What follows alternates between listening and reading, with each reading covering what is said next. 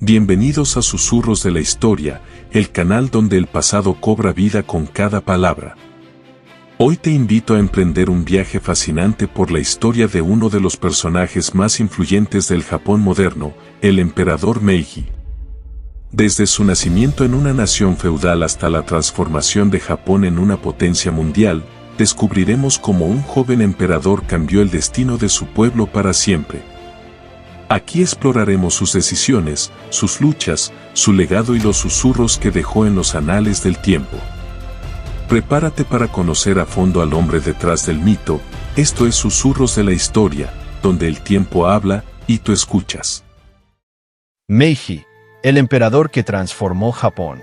Un niño en un imperio en decadencia. En el último suspiro de un Japón feudal y ensimismado, nació un niño destinado a convertirse en leyenda. Mutsuhito vino al mundo el 3 de noviembre de 1852, en el seno de la Casa Imperial, en Kioto. Hijo del emperador Mei y de la concubina Yanagibara Naruko, fue el segundo vástago del emperador, pero el primero en sobrevivir más allá de la infancia. Como era costumbre, fue separado de su madre apenas nacido y criado por niñeras y damas de la corte en la estricta tradición imperial. Creció en un entorno ritualizado, donde la vida estaba regida por códigos milenarios. Su contacto con el mundo era mínimo. El palacio, silencioso y casi detenido en el tiempo, lo protegía del caos que comenzaba a gestarse fuera de sus muros.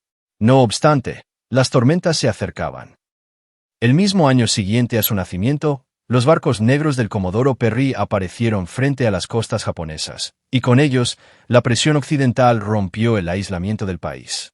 El equilibrio del shogunato comenzaba a tambalearse, y Mutsuhito aún no cumplía un año. Infancia entre la sombra y el ritual. La infancia del futuro emperador transcurrió en medio de una solemnidad abrumadora. No se le permitían emociones desbordadas. No conoció la risa abierta ni el juego libre. Aprendía a recitar poesía antes de poder escribir correctamente. Estudiaba los clásicos chinos y japoneses, los preceptos confucianos sobre la piedad filial y la armonía social, y las enseñanzas sintoístas sobre la divinidad del emperador. La educación de Mutsuhito fue esmerada, aunque no necesariamente moderna. Su primer maestro, Nakayama Tadayasu, lo instruyó en historia, literatura, ética y etiqueta cortesana.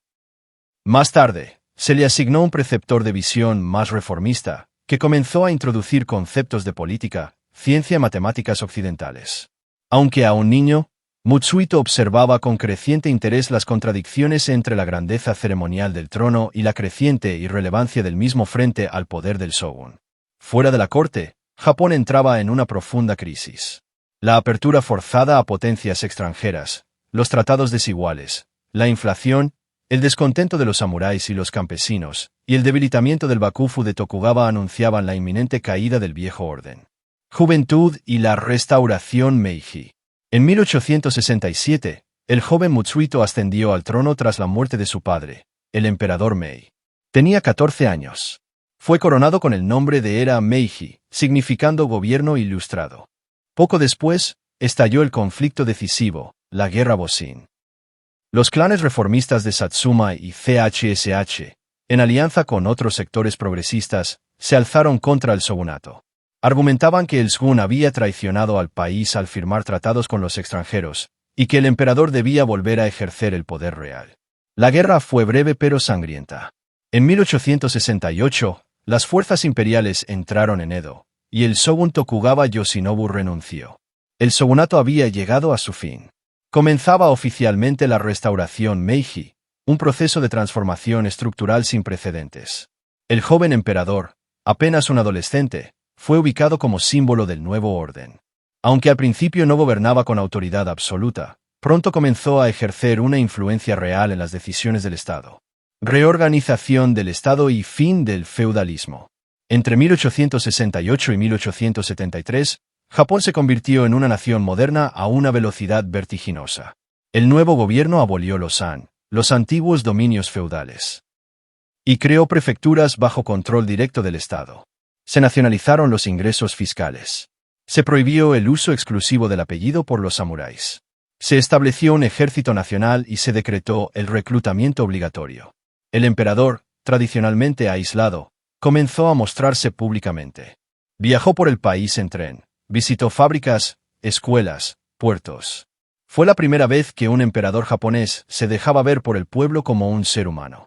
Esto no debilitó su autoridad, sino que la reforzó. Meiji encarnaba ahora el progreso, la unidad y el despertar nacional. Se impulsaron reformas legales, sociales, económicas y educativas. El calendario gregoriano reemplazó al lunar. Se instauró el sistema métrico. Se establecieron escuelas primarias obligatorias. Las mujeres, aunque aún limitadas, comenzaron a acceder a la educación formal. La sociedad japonesa, en cuestión de una década, se alejó de su pasado medieval y se acercó al mundo industrial. Matrimonio imperial y vida personal. En 1869, el emperador Meiji se casó con Ichi Haruko, hija de un noble de la antigua corte. A partir de su entronización como emperatriz, recibió el nombre de Skenktai. Su presencia en el trono marcó un cambio. Fue la primera emperatriz en siglos que acompañó al emperador en apariciones públicas. Meiji tuvo 15 hijos con varias consortes oficiales, pero solo 5 sobrevivieron a la infancia. Su primogénito, Yoshito, fue declarado heredero. La relación de Meiji con sus hijos fue distante, como dictaba la tradición. La cercanía emocional no formaba parte del rol paternal imperial. Sin embargo, se interesaba profundamente por su educación, especialmente la de su sucesor, quien lamentablemente sufriría de problemas de salud mental que limitarían su futuro reinado. En la intimidad, Meiji era un hombre austero, metódico y disciplinado. Se despertaba temprano, escribía poesía todos los días y comía con frugalidad. Rechazaba el lujo excesivo, aunque no el refinamiento. Su amor por la literatura, la caligrafía y la observación del entorno natural lo acompañaron toda su vida. Guerras y ascenso internacional. Japón no solo se transformó internamente, también comenzó a mirar hacia afuera. En 1894, la guerra con China por la influencia en Corea culminó en una victoria japonesa. El Tratado de Shimonoseki otorgó a Japón el control de Taiwán y marcó su llegada como potencia imperial. Fue una humillación para la dinastía y ni un mensaje para el mundo. Sin embargo, las potencias occidentales, Rusia, Alemania y Francia, intervinieron y forzaron a Japón a devolver parte de sus conquistas. Esto alimentó un nacionalismo herido que impulsó una modernización aún más agresiva. 10 años después, en 1904, Japón enfrentó a Rusia en una guerra brutal. Contra todas las expectativas, el país del sol naciente logró derrotar a una de las mayores potencias del mundo. La victoria consolidó su posición en Asia y sorprendió a Europa. Meiji fue visto no solo como símbolo del poder nacional, sino como artífice del renacer oriental. En 1910, Japón anexó formalmente Corea, y el imperio japonés comenzaba a expandirse de manera irreversible. Aunque Meiji no participaba directamente en las decisiones estratégicas, su figura legitimaba toda acción del Estado. La lógica del imperio y el legado militar. Las guerras no solo consolidaron a Japón como potencia, también reforzaron una lógica imperial que vería sus consecuencias décadas después.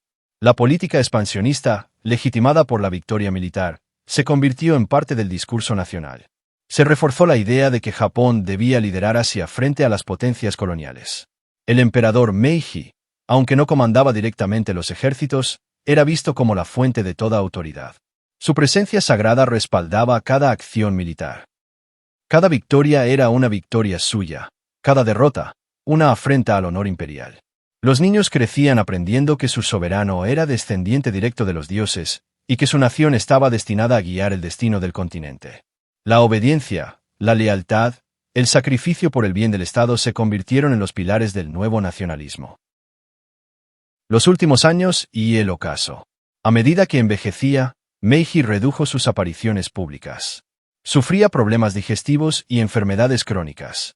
Aunque continuaba siendo el pilar simbólico de la nación, el gobierno era manejado por una élite de estadistas, burócratas y generales que habían crecido bajo su sombra.